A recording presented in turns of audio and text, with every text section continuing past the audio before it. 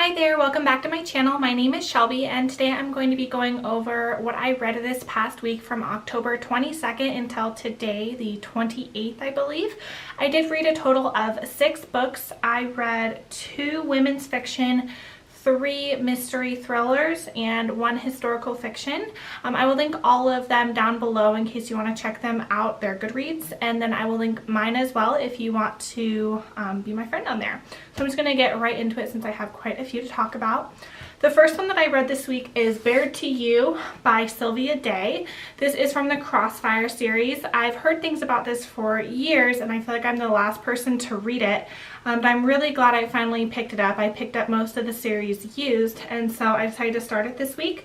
And I don't read a lot of erotic novels, but this was one of the first that I have read, and I really did enjoy it. It follows a girl named Eva who starts at a new company, and she meets this really handsome guy there, and unbeknownst to her, he's the owner of the whole building as well as all the businesses there, and his name is Gideon Cross, and they start this romance and basically a sex-only relationship, but feelings do get involved and they have demons from their past. This was a super juicy read. I really did like it. I did like both of the characters, and I feel like I'm really excited to read the rest of the series. I did give it 5 out of 5 stars, so this was my highest rated book this week, and it definitely did not disappoint. So everyone has told me to read it, and I'm really glad I did. And so next I read The Neighbors by Hannah Mary McKinnon. I have seen nothing but great things about this book. Lisa from Books and Smiles, she raves about this book, and then I saw a couple Goodreads reviews on it, and so I decided to pick it up, and it was really good.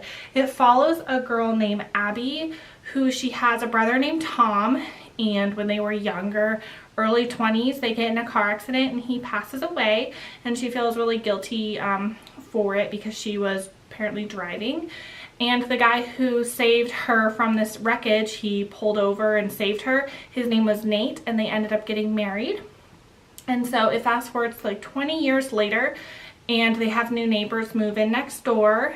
It is a couple with a son, and Nate and Abby also have a teenage daughter, so they have something in common. And it is a shocker because when she meets the neighbors, Liam and Nancy, she sees that she knows Liam. He is the boyfriend that she had during the time that she had the car accident with her brother. And for some reason, they decide not to tell their spouses that they know each other, and they have some secrets they're hiding. And as you read, it unfolds these secrets.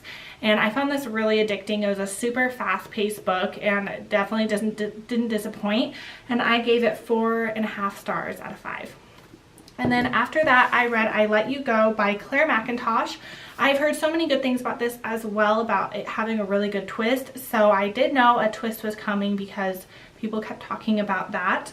It follows a girl named Jenny who moves to a coastal town after she, experiences this car accident with her. Basically, she's mourning the loss of her son, so she goes to get away. And so she's starting over life there. You don't really know much about her past, and then at the same time, detectives are trying to figure out who was driving that car and who killed the little boy. And so you are following her and the detectives, and you're wondering when they're going to find out who killed that little boy, and she is mourning this loss of a little boy. And so it was a really good story. I did like the twist. I felt like the twist was about halfway through, but the rest of the book was like okay. The ending was okay. But I did enjoy it, and I gave it 4 out of 5 stars, and I did like the twist, but it wasn't as, I think, shocking as I expected it to be, just because everyone hyped it up.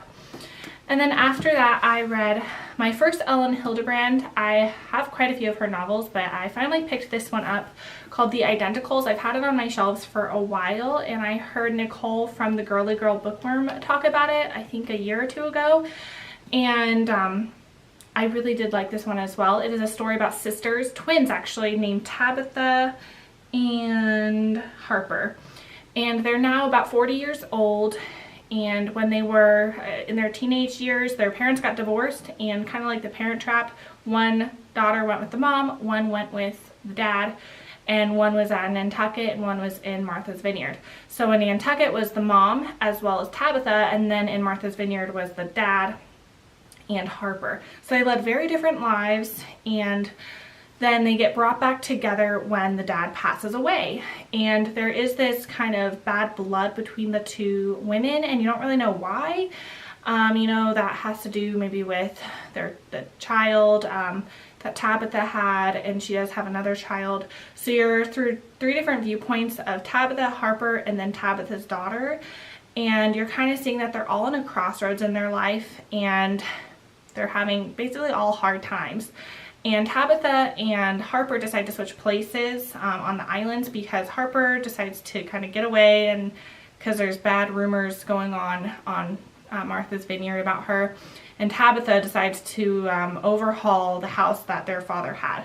And so they switch places, and they realize that they're more alike than they originally thought, and they really do need each other. So I love stories about sisters. Kristen Higgins writes stories about sisters as well. So this was a really pleasing read for me, and I gave it 4 out of 5 stars.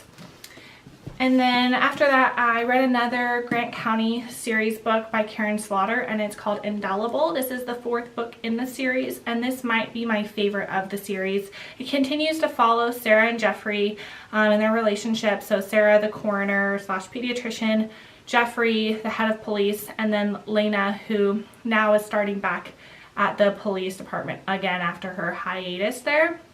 And so it's just like a normal weekday, and all of a sudden people are shooting up the police department, people get killed, and it's a hostage situation.